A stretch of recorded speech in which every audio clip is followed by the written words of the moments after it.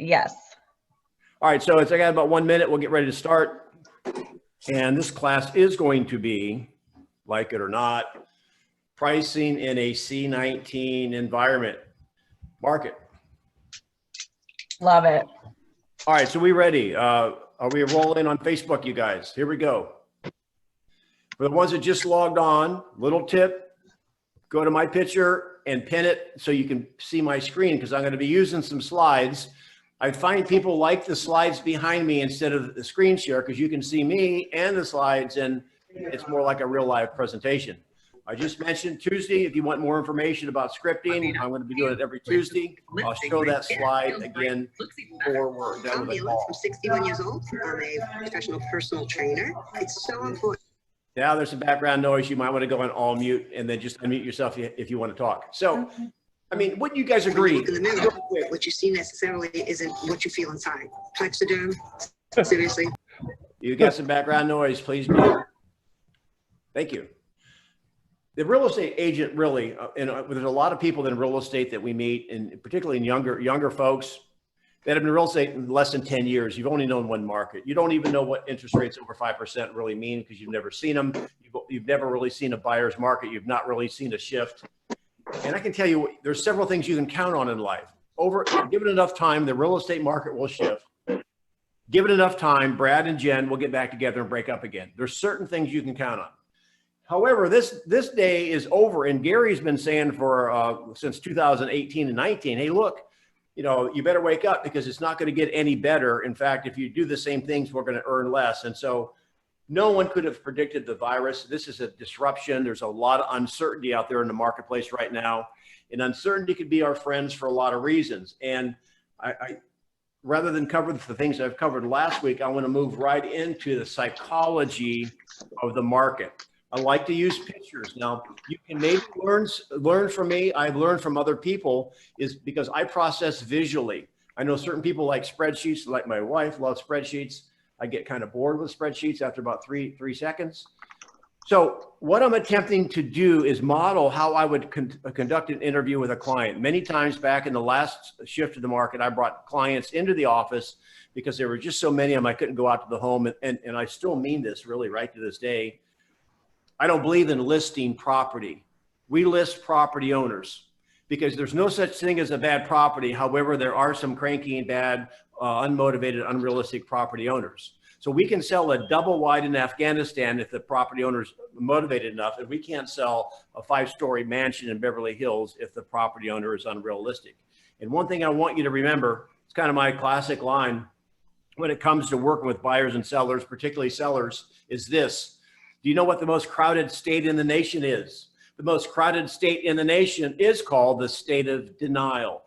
Our income is directly related to how fast we can find out how deep they are in denial, and do we have the skills, the questions to bring them out. Some of our sellers in the past, my sellers, have been so deep in denial that they can hear banjo music.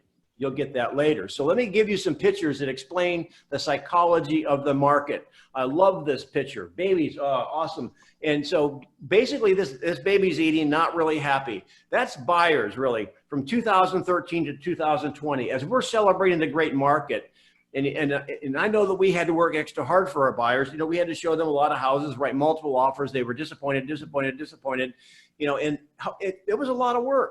It was not, but they call it a seller's market, because guess what? The sellers generally win, and the buyers haven't been winning. And when they do, they've had to put a lot of work into it. So believe me, when the market shifts or shows any sign of shifting, they will remember it. Now, many people in the marketplace still, and listen, I know you're from all over the place. You got some Canadians here. Every market's different, and I know some are just like, hey, look, I don't even know what they're talking about. I'm good as gold right now. I can just say every market will be affected, some more than others, some price ranges much more than others. However, if you think you're going to go through this without feeling at least a little bump, I think you're going to be surprised. So sellers right now, typically, because of the momentum of the market, that's their opinion of the market. Because we're talking about pricing in the C-19 market. Do you think the market condition has changed a little bit? Well, I can tell you overall, the attitude of the buyer probably they're less rabid right now than they were 90 days ago. In fact, if you got sellers and Lauren, I gotta listen, please. if you hooked them up to a lie detector test and asked them, would you rather sold 90 days ago instead of today? I think most of the people would probably say yes. And here is what happens in a market shift. Because there's unknown, there's fear, there's disruption. What happens in every transaction, there's always an expectation gap in every market. Even when it's equilibrium, there's a give and take, there's a tug of war. And basically there's always an expectation gap between what buyers want to pay and what sellers want to receive. However, normally it's spannable. What happens in the beginning of the disruption is that expectation gap widens. Now, here's what I want you to make sure you write down and understand this. We can deal with a shifting market up or down. The most dangerous market there is called the pause. It's the moment that basically the buyers have backed off like a little baby eating the baby food, and sellers are still hot as firecrackers thinking that market's still moving the same way. And when that happens, it happened in our market in 2007, our market almost went totally silent because the expectation was so wide. Buyers were sitting back waiting on the market, and the sellers were saying, well, this will be over before you know it.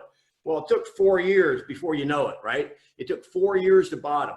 Now, clearly, I want to give you some ammunition. I used this the other day, and a lot of people liked it, to explain if you live through the crash in a bubble burst of 2006 or 8 or however you measure it, and this one, I'll explain it like this so you can explain it to your clients.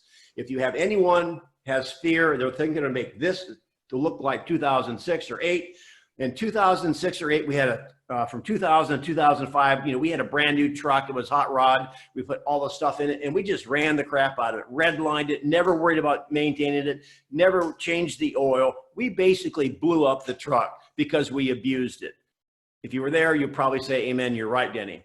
We have such a great economy now. Now, finally, after all those years, we've got this great souped up truck again, new paint job and all this other things. And the difference between blowing up the truck and what's going on right now with C-19 is our truck is still in great shape. It has a flat tire. And it will be repaired. Now, again, it'll take some time to do this, and the country's not going to come back together. So here's the thing. We work for Keller Williams, many of us. You could with another company. Keller's on our sign. We're not Helen Keller, so we're not miracle workers. We can't predict the future. That's point number 2. So when you start pricing the property, I want you to remember we can't predict the future. We'll talk about that in a second. Now, a couple of questions that come up. I don't know, maybe you had these questions, or maybe you would may get them, is this. Could a current seller call you and say, hey, Jim, we haven't had a showing in 3 weeks. What should we do? That's a realistic question. We're getting those questions from our sellers. Or how about this one on a listing appointment? It could be, hey, is now a good time to sell? Or they might ask, or they might like to ask, when do you think we should list our property?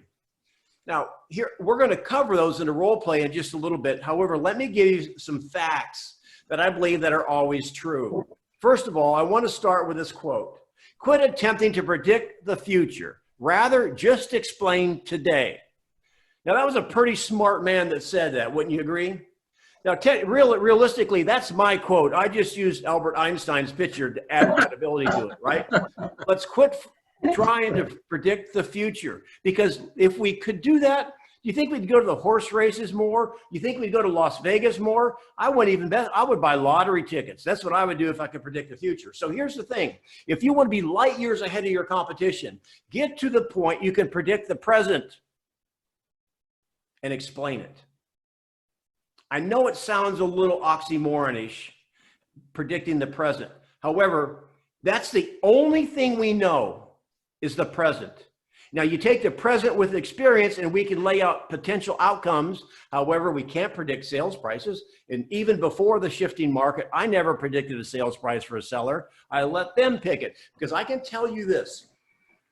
In my bazillion years, 100 years of real estate experience, and sure, I've had 5,000 transactions. However, I probably had 15,000 more that didn't do business with me. I had to sit and talk to them. Is this, if you pick a price for a seller and and you're wrong, and that you then have to go back and ask for a price reduction under what you said it was going to sell for, you think they're going to remember that? You think you're going to be on the Christmas card list? No way. They're going to go the rest of their life. They will think basically that you cost them that money. So danger Will Robinson when it comes to predicting the price. So let me give you some things that I believe that you would agree, and you know, you can pipe in here in a second. Let me give you the things that are true, then I'm going to stop and you can give me some feedback, ask some questions. Number one, things that are true. The agent that doesn't have expert knowledge of the market is the same as a blindfolded Uber driver. Now, would you get into your Uber and they're wearing a blindfold? Well, I know there's all these driverless cars. Forget that if you're a millennial or Gen Xer, I get it.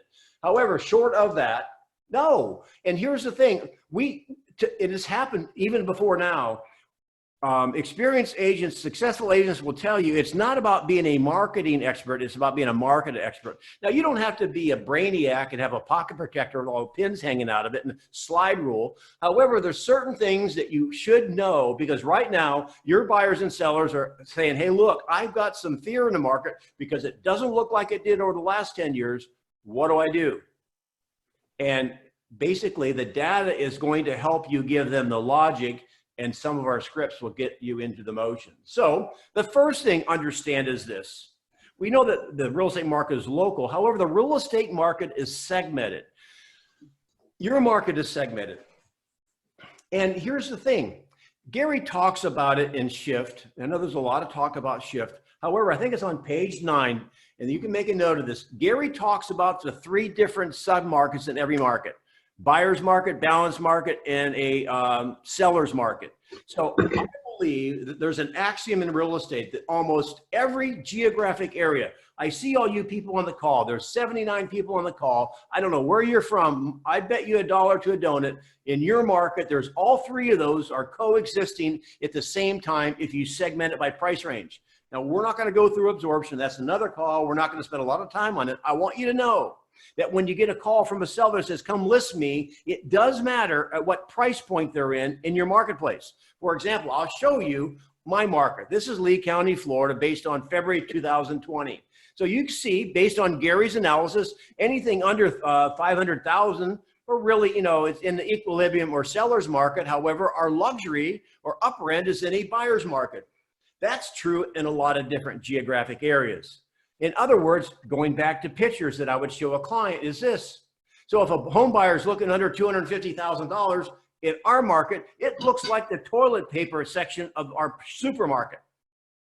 Now over 350, there's inventory.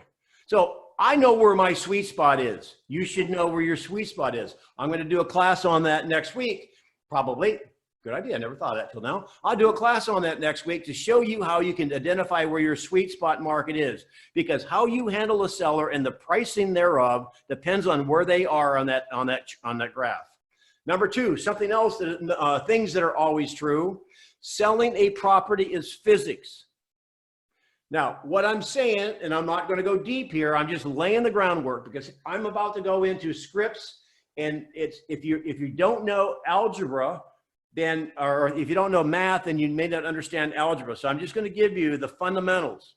What I mean by that is this, and this is a metaphor that I use with sellers, and I can give you a bazillion metaphors. Number 1, when you put water into one of those crazy millennials. Okay, so let me just explain this to you.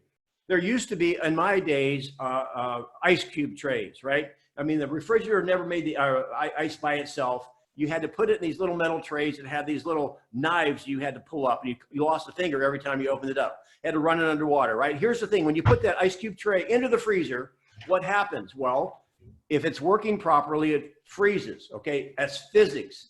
Now, did the freezer freeze the water? It did not. Freezer didn't freeze the water. The freezer provided the environment for the water to freeze. Same with selling a home. If you get it into the right environment, it will sell. If you get it in the wrong environment, it does not sell. There's people on this call right now that have listings that aren't selling. If you've had them on the market for a while, chances are you've got the ice cube tray sitting on the kitchen counter. It's not in the right environment. Now, they may want you to spend more money on marketing and maybe a Toby Keith concert in the backyard, a Blue Angel air show. Here's the thing, that will not cause that home to sell. You have to understand that it's physics. If it's not in the right environment, it will not sell. Another analogy could be a light switch. You flip the light on. If it's wired properly, the light switch will come on. If it's not wired properly and the bulb's good and it doesn't come on, there's a problem. So again, it's all about physics. Number 3, things that are true. This is so important, you guys. Maybe I shouldn't even share it with you. It's like a secret. When you list a property, there are only 3 outcomes. And when you know these 3 outcomes, you'll know exactly what to do if your home's not selling. So is there anybody here, you can raise your hand if you can figure out where that button is on that Zoom, that has a listing that hasn't sold yet? Well, I'll tell you right now, when you go through these 3 things, you'll know if it's priced properly or not. Outcome number 1. And I'm happy to make this PDF available to you. I guess we'll figure out how to do that. Don't text me. Maybe if you email me at Coach Denny Grimes at Gmail. Coach Denny Grimes at Gmail. I'll give you this and you can add it to your listing presentation. Here's what it is. Outcome number 1 is low to no showings. If you have a listing on the market right now and you're not getting any showings, that means the bait is here, the fish are here. The only thing you can do is reposition the bait, lower the bait. Outcome number 2 is you're having showings, maybe a low offer or no offer. That means you've got to lower the bait. Outcome number 3, it sells. Cheese or feta cheese. Now, you notice that basically in our form that we actually have the sellers initial this at the listing appointment, and every follow-up call that we have, whether it be 1 week or 2 weeks, I'll say, hey, Mr. Miss Seller, what outcome are we at? We're not at 3, unfortunately. Are we at 1 or 2? And that begins a conversation. Always reinforce this. And the beauty of this going over this form up front is this. How many of you have ever taken a listing and you know what? You really think and maybe even mentioned it was overpriced, although sellers get amnesia. In 3 weeks, you want to go back for an adjustment, a repositioning, and they'll say, what are you thinking, Danny? You haven't even had anybody here to see it. How do you know it's overpriced? And then we do ourselves a disservice, and then we send the feedback form to other agents that show our home. Then we ask them what they think about the price. On your feedback form, take that off right now. Do not pass go. Do not collect $200. Do not ask other agents what they think about the price. Why? Because it doesn't matter what they think about the price. Because if your home's priced right, it will what? It will sell. You don't have to like the color of the freezer. It will freeze the ice regardless if you like it or not. Am I making sense?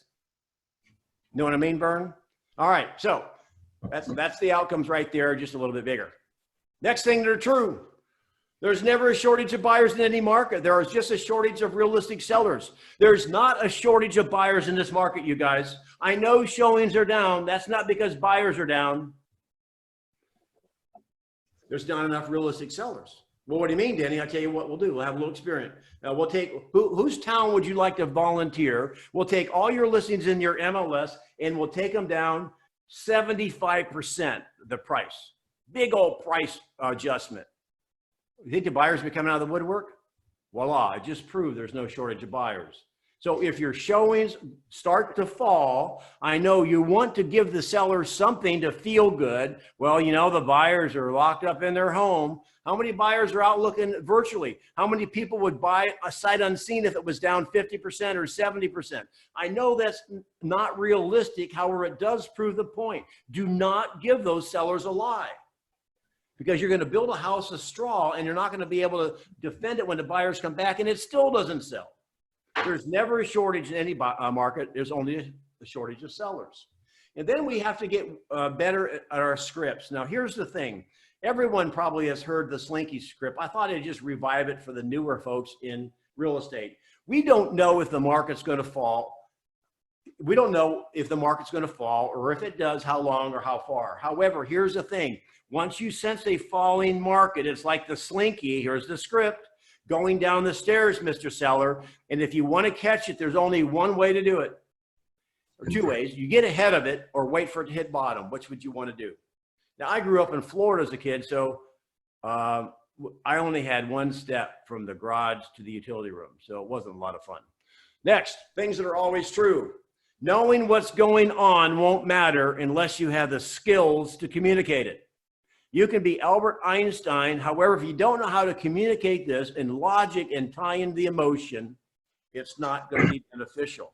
Now, that was my stopping point. So who would like to say something, ask a question, make a comment or whatever? So if you're in a quiet area, in fact, there might be something in the chat. I'm not wanting to chat, you guys. Danny, it's Michael. I'd like to say something. Yeah. All right. I mean, you're obviously a great script, and I really appreciate you sharing. At the end of the day, though, too, and you're a very visual person. During your listing presentation, are you actually showing some of these graphics that you're using that you are showing on your screen? When yeah, this must be Michael. I recognize your voice. Yeah, when they would come into my office, I would, sure. What about if you go to their house? Would you have your laptop and show these graphics? I could, although I've evolved into not doing it. You want to see my listing presentation? I'm going to turn the camera here just a little bit. See that easel? Yeah. That's it. What is that? Hey. Just the easel? Yeah. Okay.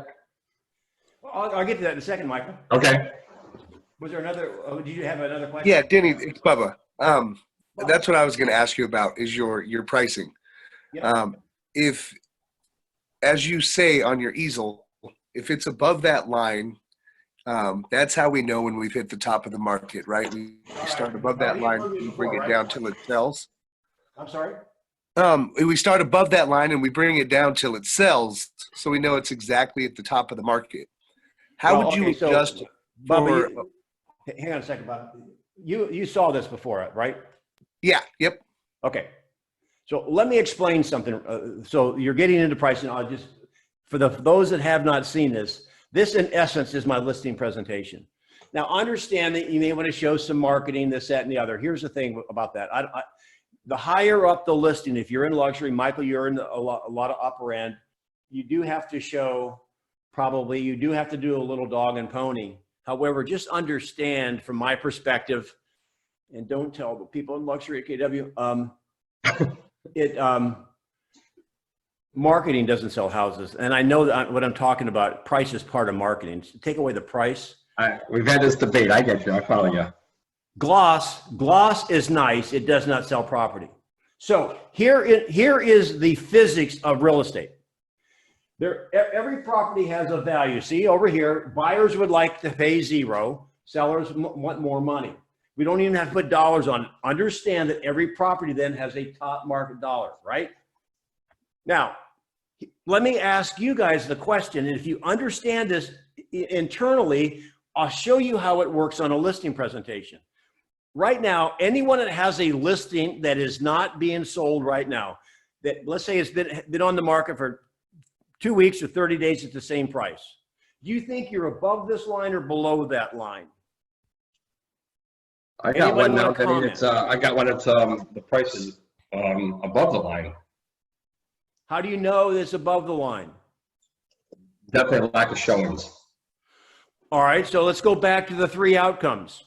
Who remembers the three outcomes? Because everything, and we're going to script here in a minute, it's going to go back to that. Who remembers outcome one? Low to no showings. Yes, please don't forget the low. If you say no showings, they're going to say, Denny, we had a showing back when Nixon was president. You see, there's somebody who likes our house. And the reason I'm going to encourage you guys to take it off your feedback form is that if you, let's say you have 2 or 3 showings and that was like 6 months ago, and all those agents said the price was right, your seller's going to look at you and say, what's wrong with you? You don't like our house? You are identifying the next listing agent. Here's the thing. Every listing that we have right now on the market, and I with an asterisk, look, they're something's not always true because upper price ranges don't move as fast as sweet spots. That's why I wanted you to know where your sweet spot was. Typically speaking, if you're above the line too high, they're not going to look at it. And how do you, and here's the thing, it's kind of a trap where your sellers are going to say, well, you're not marketing enough. Well, then you're going to show them how many hits online, how many people are looking at it online, right? And then you say, well, they're looking at it online. However, the cyber showings, there's no shoe leather showings. Now, let me take it on the other side. Let's say you go down here, you take a $300,000 property and you list it for 100. Will you have a lot of showings and a lot of activities? Yes. And one more thing I want you to understand, guys, we're all in the game together, right? If you think sellers need us to sell a house, it's not right. They can give their house away all day long. Let that soak in. That's a script. Now, I know except for the last 4 weeks, it's kind of funny watching the people on TV, watching the news anchors, you can see the roots growing out, right? You know, so we don't cut our own hair. Oh, Michael Burke might cut their hair. However, here's the, why don't we? We can do that. We don't need a barber. We don't need a stylist to pay $40 to cut our hair. We do it for the results. Got it? So here's the thing. When you go to a professional real estate agent who understands the market, we're going to sell it closer to that line. And the way I present my value proposition to a potential seller or a for sale by owner is a strong listing agent is free. And one of the things we should probably do on a call is walk you through how to defend your value proposition where you are free to the seller, even a for sale by owner. And you ask them the question, look, if I did this free, would you let me do it for you? And it might get a conversation going, and I could literally walk them through why we're free. So this, Bubba, this is, okay, so you might have had a question about this. Here's the thing. One more thing about this. Generally speaking, when an agent goes in to price a home, they're going to do what's called a CMA, right? You know what it is. Competitive market analysis, or whatever it's called, current market analysis. I call it a clairvoyant market analysis because I don't really believe in them. And here's why. Can you say 100% of the time that those data points will represent where the next fish will bite? Yes or no? No. It does not. And here's the other thing. Does it even suggest it's a top market value? No. No, not necessarily. It's an experiment one would have to do. So what happens is, and not to get into my listing presentation, there's your data points into a very stable market, okay? And you may have an outlier, okay, up there. However, generally speaking, an agent will come in there and do a market analysis, and this is where homes are selling. That's where we should price it. Now, on the other hand, basically, and again, my scripting will change because we might be going into a neutral market or maybe a downward market for a period of time. If the market is upward or flat, is there any cost basically for a seller to be aggressive in price? That's the discussion we can have. However, here's the thing I want you to know. This is physics. When you get at that line or below it, the house will sell. There's no such thing as a well-priced listing not selling. Bubba, did that answer your question?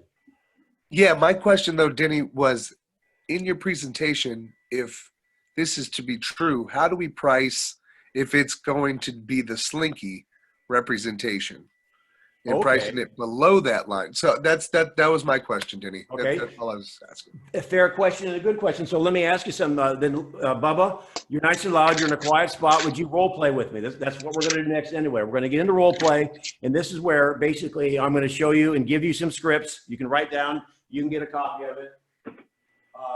So you good, Bubba? Yeah. So are you a listing I'm about to take? Like Yeah. for example, let me see here. Right here. Are you this one? We haven't had a showing in 3 weeks. What should we do? Or am I on a listing appointment? Let's do listing appointment. Okay. All right. Shoot. So are you ready to list your house today, Bubba? Well, we're just wondering what the market's looking like right now. We're kind of concerned about what's going on with the COVID as far as showings and all that kind of stuff. So yeah, we just have a little reluctancy. However, we do need to move. So I'm going to move this out of the way so you can see the screen. Whoops.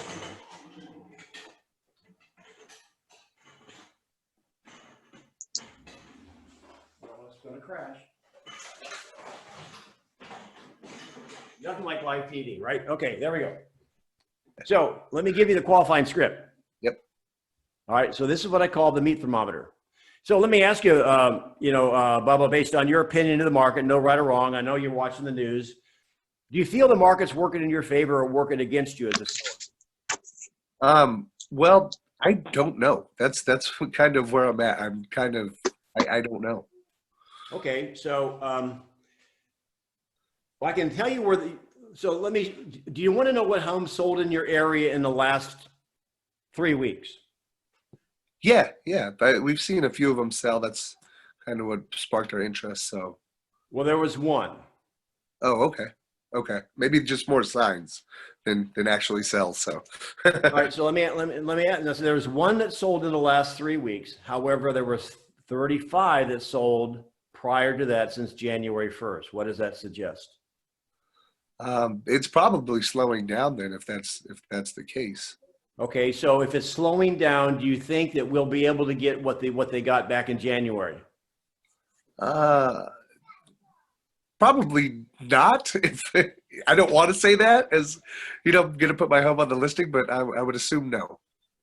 All right, so I'm not going into motivation. Just you have to move to Atlanta for a job transfer. You need to be there in 90 days. So let me ask you a question. Where would you like to start the price? So we could think around 350 is what we would get for it. Okay. Now you notice that the home that sold last month sold for 305. Okay. So do you Okay. think 350 might be aggressive? That would probably be aggressive. Yes. Now here's something you're not going to hear very often. Kristen and I, when we taught our class, we came to this realization, and hear me, please. If you run into a seller with motivation, meaning they have to sell, they're not doing it for kicks and giggles, and they want to be aggressive on the price, take the listing. Uh-huh. I do not go to the mat and get all bloody and bruised to get them to the right price the first time if they want. However, I'm going to explain the side effects for them. So, Bubba, you want 350, right? Yes, sir. Now, is that what you want to sell it for? Is that what you expect in net? Well, that would be sell it for. That wouldn't be a net. Here's the next script, guys. Well, what will you do if the market says no? I guess we got to lower the price. I mean, we do have to transition, so we have to sell. So if the Well, you know, market there's says three no, we things have that to can go. happen. Uh-huh. There's three things that can happen when we list your home. Number one, we'll have low to no showings. So if we list your home at 350 and we have outcome number one, low to no showings, what do you think we need to do? Drop the price. Right. And here's the thing, is that the good news is we've learned two valuable lessons. Number one, the market does not exist at 350, and we've eliminated every price point from there up. So there's only one direction to go. So you're right about that. Congratulations. So let me ask you another question. So if the doctor were going to give you a pill and it wasn't working, how long would you take the wrong pill before you'd want to take the right pill? Well, as you know, we got 3 months. So I'm assuming pretty quickly, but we could kind of systematically go down, I guess. So you would reposition how long? Well, what would you think would be a good time if that were the case? If we had low to no showings, is that a week or 2 weeks, or how long would that be for you? Well, remember now, again, it's totally up to you. You can totally control the gas pedal, not me. So Okay. remember, you're thinking that the market's slowing down. So that means every day you wake up like Groundhog Day and Sonny and Cher are singing, "I Got You, Babe," your house is worth less. So it's at your advantage to sell it sooner versus later. Probably sooner. All right. So many times the doctor will know the medicine's not working before the patient. You know how long it takes me to know? How long is that? About 3 days. Okay. Now, most sellers would like pass out. However, most sellers are going to go a couple weeks. So I'm going to stop. All right. So what did you hear? What did you learn? How do you want to drill down? So the biggest thing that you had just said something, and now it's just slipping my mind because I'm on the spot. But want to go back and listen to that. I was going to pull up my phone for it, but I can't think of it now, Denny. I apologize. All right, it'll come to you. Any other comments, you guys? You said, About the role is it play. to your advantage? Is it to your advantage to, was it to sell? Is it to your advantage to know it sooner or later? I didn't catch that question, but it was a good question. Okay, so if the market's falling each and every Yeah. day, Yeah, do you think we should be selling sooner or later? sooner. Okay, now I see this question. Okay, very For good. those that have not been on a call with me before, one of the things you're going to notice that we do is only ask a series of questions. Did I get into Excellent. telling him anything? No, you're just bringing him along to a particular point of view. Okay. I remember now, Denny, what you said about the top of the market. Now we've eliminated the 350 price range. We know it's not there, and we've also eliminated anything above that. So there's only one place to go. I love In the that. direction. Yep. It's like, here's the thing, you guys. I use a lot of different analogies. Let me give you another one. It might be apropos for your area. You could be a professional fishing guide, just like you're a professional real estate agent. And you know where the fish typically bite. You know where they were biting yesterday. Let me ask you a question. Do you know where they'll be biting tomorrow? The answer is no. You have experience that you would have tendencies. However, there's no guarantee because there's disruptions. So when you're going on listing presentation, my advice to you guys is quit setting prices. Start setting expectations. Because one of three things will happen. If Bubba wanted to list his house for $1 million and he had motivation, I'm being a little tongue in cheek here. And he said, what will happen? I'll say one of three things. Well, what if I listed it at 350? One of three things. What if I listed it at 325? One of three things. How about if I listed it at 100? I'll buy it. See, I never put myself on the spot because prices I thought were totally safe and defendable and have been totally wrong. Let's do another role play. Who's got one for me? Who's got a seller concern / objection? I got one, Danny. Who's that? It's Michael Burke.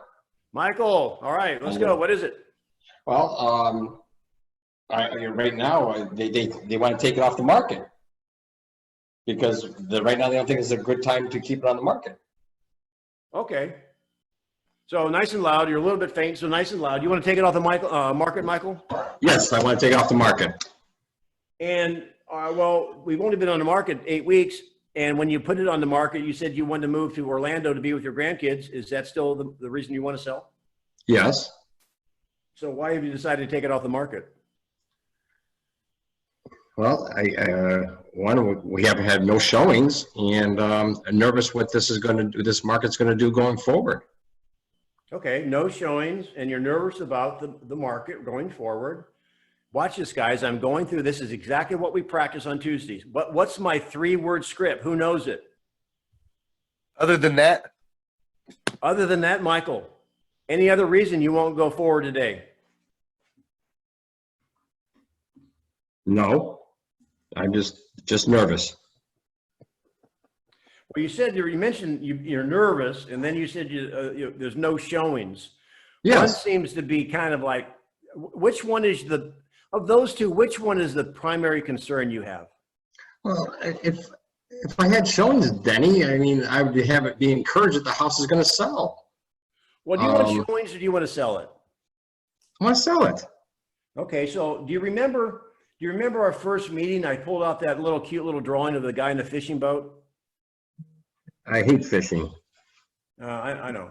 Okay. I don't even eat Mrs. Paul's. So let me ask you, remember what the outcomes were? We talk about it all the time. Remember outcome 1 was what? I remember something about little or no showings, something like that. Low to no showings. Uh-huh. Second outcome was showings, a few showings and maybe no offers or a low offer. And the third one, it sells. What outcome are we at? We're stuck at 1, low to no showings. I only had a couple in the last 8 weeks. Yeah. And so what is the remedy for that? Well, the remedy, Denny, I told you, I need 325 for this house. And, you know, right now with this market, this pandemic we're dealing with, you know, I just gonna be nervous that I can't get that. Okay, so what's our price now? 350? And you need 325? Yeah. Well, we've learned two valuable lessons, Michael. You know what they are? What? The market doesn't exist at 350, and we've eliminated every price point from there up. So we only have one direction to go. Sure doesn't make me feel very good. Well, do you want to feel good or you want to get your house sold for top dollar? Yes. I'd rather make you feel good. I'm not trying to be a you know, a smart ass, but I'm frustrated, and I do need this house sold. And I know I'm going to take a haircut, and it's not a good position to be in. I got that. However, I mean, you get top dollar. You know what you want to know the good news? What? If you're going to get less than you expected or what you could have sold your house for here, what do you think the odds are when you go to Orlando, you're going to get more for your dollar there because sellers are feeling the same way you're feeling? I need to process that because I actually didn't think of that, but that's a good thought. So here's the thing. You need to sell, and your bottom line is 325, right? Yeah. We're at 350. We know the fixture below us. You want to get there fast or get there slow? I'd like to be there now. Well, there's no guarantee the market's going to be at 325, right? So, because one of three things that happen. Here's the thing. What are you going to do if what are you going to do if the market's below 325 and the market says no, it's going to be lower than 325? Then what? It's going to hurt. It's going to hurt. It really is, because I need that extra money to go buy another place. Yes, I hear you. I understand. So if you were going to, when you go to Orlando and you're looking at a house you really like and you really like it, and the guy is asking more than it's really worth, and you ask him, why are you asking more than it's worth? He says, well, because I'm moving to Chicago and I need the money to buy a house in Chicago. What could he say to you to cause you to buy a house more than it's worth?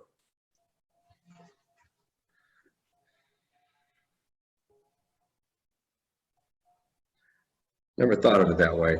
I'm not going to overpay for a house, and from, you know, this call here, I see that I'm not going to get somebody to spend more than what my house is worth either. I got one more question for you. All right. Do you think the market's working in your favor or working against you? I'm an optimist, but I don't think the market's working in my favor at the moment. That means every day you wake up, your house is worth a little less, right? Yes, yes, yeah, I feel that. Therefore, selling sooner is better than selling later, correct? Yes.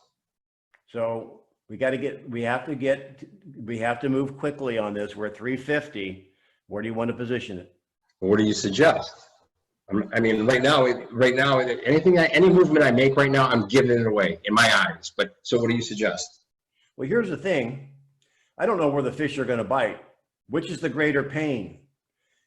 Going too slow and realize they're going to sell it for less later, or getting aggressive and maybe selling it short and you end up learning, you know, if you'd have waited a little bit, you could have sold it for more.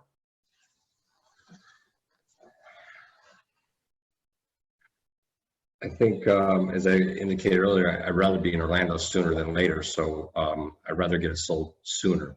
All right, I'll tell you what, let's make a game out of this, okay? Serious business, let's just make a game out of it. I'm going to pick a number. First number, you pick the second number. I pick a 3, you pick the next one. 2.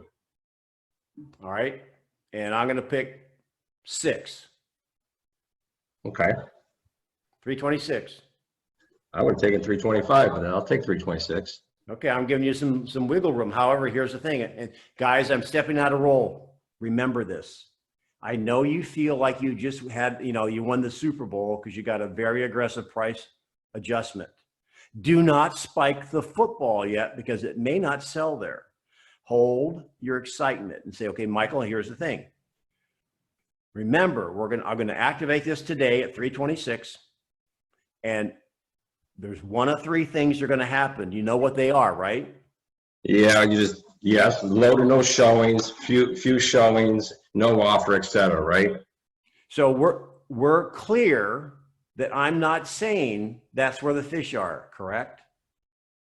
I hear you. Yes, correct. So I'm going to stop there a minute and make sure. I want you to get that point, because they will get amnesia, and somehow you might have intimated or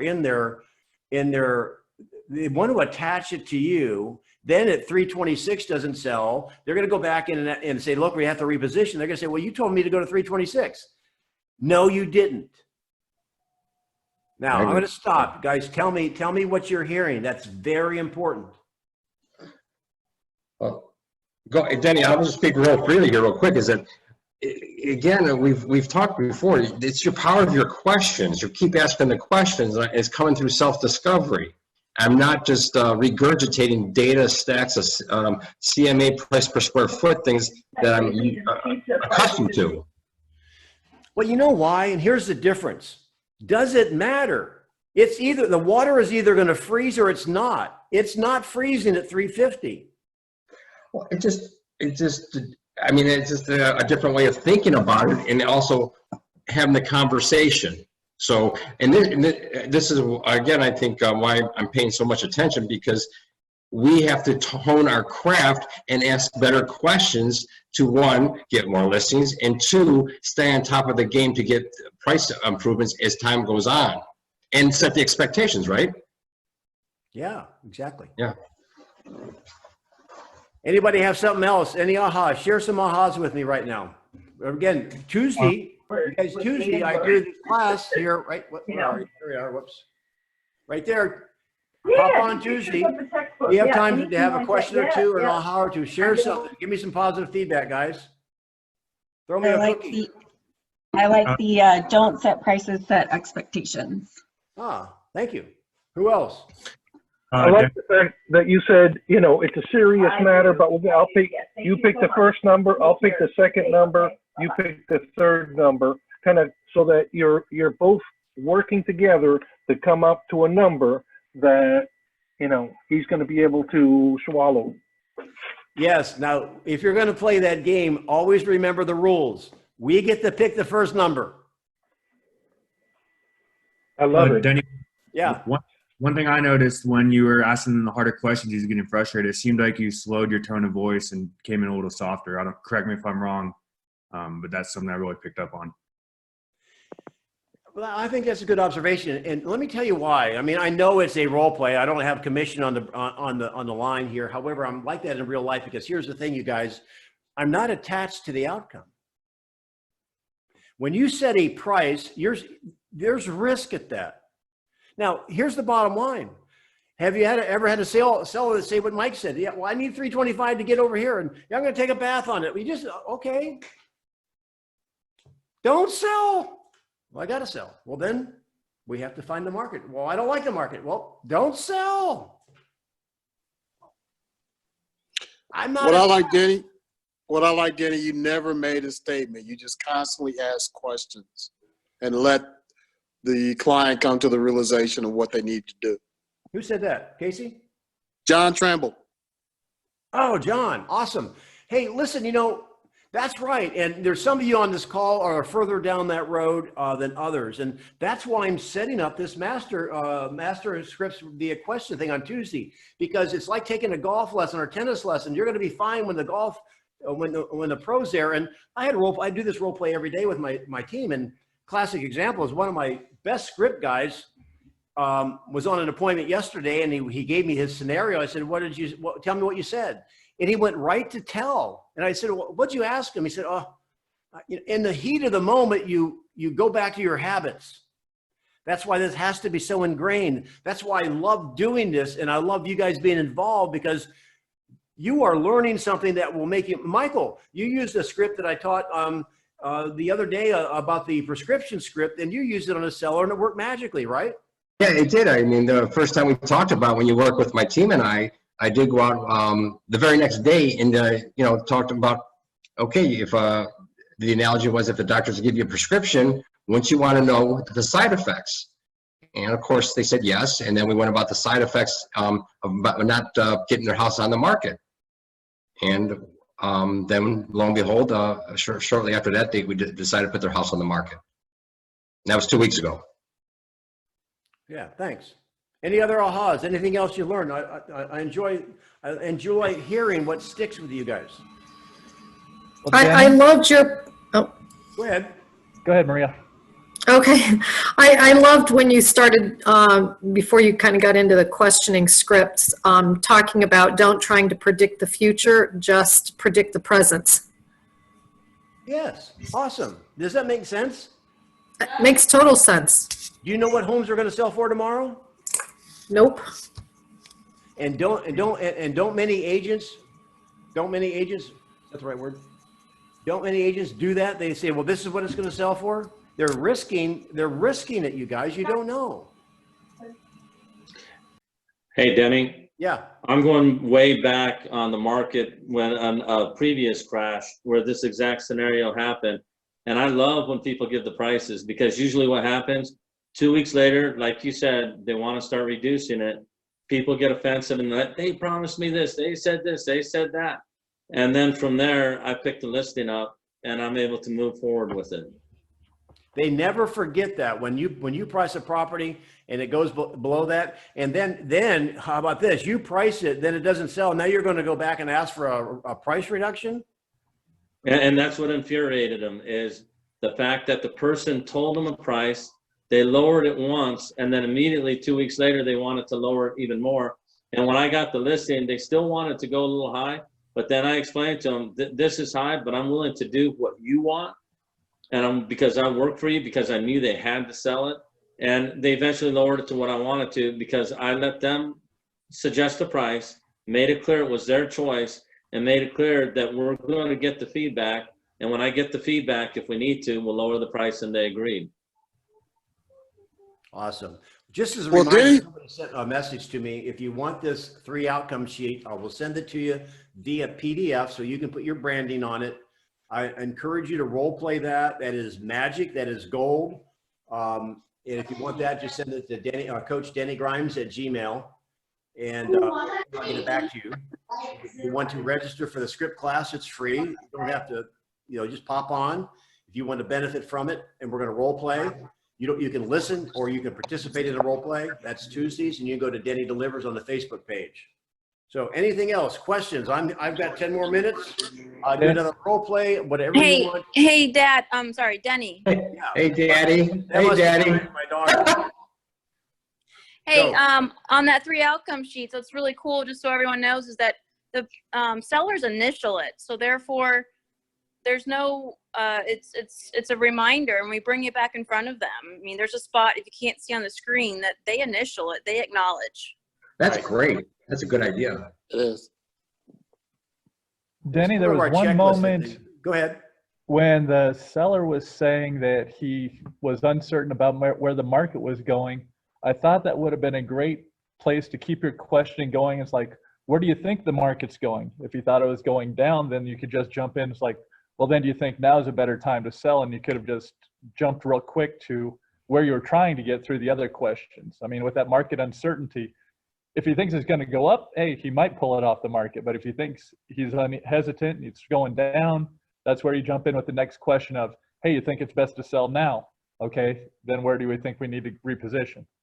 You're absolutely right. I mean, there's my favorite saying, there's more than one way to play a chess match, and you're absolutely right. Many times in these role plays, we take about 6 minutes. In reality, you're going to have a 30 or 40-minute conversation with them, right? Here's the thing, though. If they take the other tack, if you have a seller thinking, well, I think this is going to be over before you know it, and we'll be right back on track, then I would say this. If you have a seller that's being a little stubborn and say, well, okay, who was that was just talking? Who was that? KC. KC? Yeah. Be the seller. So let me ask you, why do you think that? I'm sorry that it's going back up. Oh, well, I think everything's going to come out of this. I think the real estate's going to rebound in the fall, maybe winter. Okay, so I understand you think that. What have you read or saw that makes you think that? Or is that just a feeling in your bones? I'll just say that's a feeling in my bones. I haven't read anything to that per se. Okay. Now, you had mentioned that you wanted to sell this house to go to something bigger. Is that motivation still the same? Yes, So therefore, you are a seller and a buyer, correct? correct. So if you want to wait for you as a seller to get more, do you think you'll have to pay more as a buyer? I like it. I saw where that was going. Oh, yes. I like that. Yep, I like how you turned that. I saw exactly where I was going with your first statement there. That's perfect. Thank you. I'll be here all night. Anything else? Jim, you're quiet. Come on, you've been in real estate as long as I have. What do you have to say, Jim, in Canada? He's taking a nap. So Denny, how do we register for your Tuesday class? Go to Sonny. Can you hear me? Can you speak? Well, you're not coming across on a microphone, so. Yes, I can hear you. So where do they go? Do they go Denny Delivers on Facebook? Yes, we will have the registration on there. Yeah, so go to the Facebook, Denny Delivers, and there'll be a registration for Tuesday. It's free. And then you'll also be watching, if you want to be notified, next Thursday, I have a class, maybe go into one of these concepts a little bit deeper. I think probably on Tuesday, because we're doing this, we'll role play with you guys a little bit, a seller situation, maybe have somebody, if they want to study that 1 to 3 thing, we'll role play that and how we actually do it during the listing presentation. Anything else? I've got 4 more minutes if you want to stay. We can play Battleship if you don't have anything to talk about, or I'll answer your questions. Danny, I just want to say thank you. You're very gifted, and I really appreciate you sharing. And I just know by listening and participating, I'll be able to raise mine. So thank you. I just want to say that. Thank you, Michael. Thank you. And thanks, Denny, for being amazing and, helping me through a hard time and getting that spark back into my life. I love hearing your trainings and getting all of our agents into them because I think they can learn a lot from you. Well, just real quick, that's the young lady I met in Boise, and she came to the Bold and was just ripe, and she was there at the right time, and she had to deal with some of her fears and the monkey mindset, and thought, I'm going to go for it and get my real estate license. And what did you tell me? You had like 4 closes? That was just like last quarter or the fall. And how are you doing, Casey? So the first week in May, I will have 6 closings under my belt. And I got my license the first week of February. How about that? Congratulations. That's awesome. Thank you. She is going to be a rock star. She is a rock star, I should say. Can she join my team? There you go, Michael. You know where Legal Road is. Stay away from north of there, okay? Anybody else? I love you guys. Thank you. I'll see you on Tuesday. Thank you. Thank you, Danny. Have a good day, man. Thank you, Danny. Thank you. Thank you. Thank you. Appreciate it. Great class.